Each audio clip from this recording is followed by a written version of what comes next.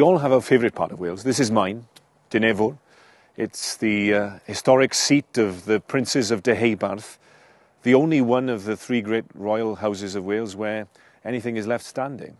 It's a symbol, if you like, of the survival of Wales against impossible odds, because to be Welsh and independence-minded at different times in our history could have some pretty severe consequences.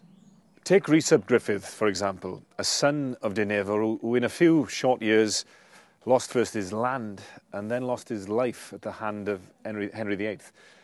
He was the grandson of Sir Rhys ap Thomas, the man who, as legend hath it, dispatched Richard III on Bosworth Field, and was the man who probably did more than any other to put a Welshman, Henry Tudor, on the English throne. What happened?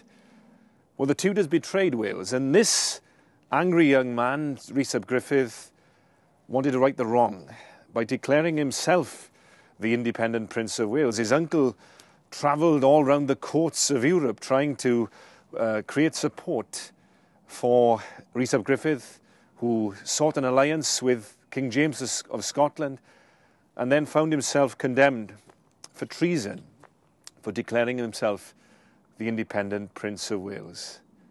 He was executed, his head hung from the Tower of London like so many other Welsh princes before him. And then Henry VIII acted to annex Wales, to ban first our language and then what was our religion.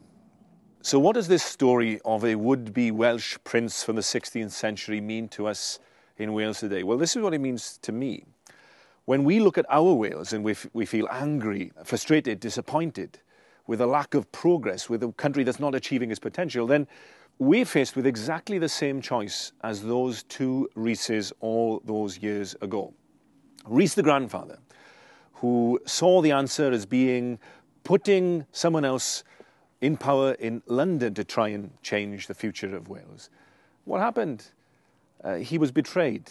He was disappointed. It happened so many times over the centuries. And Rhys the grandson, who realised the central truth that the only way that we can guarantee a future for ourselves is to take control ourselves. That we have, if we want to see the change, we have to be the change. And that's the central message for us.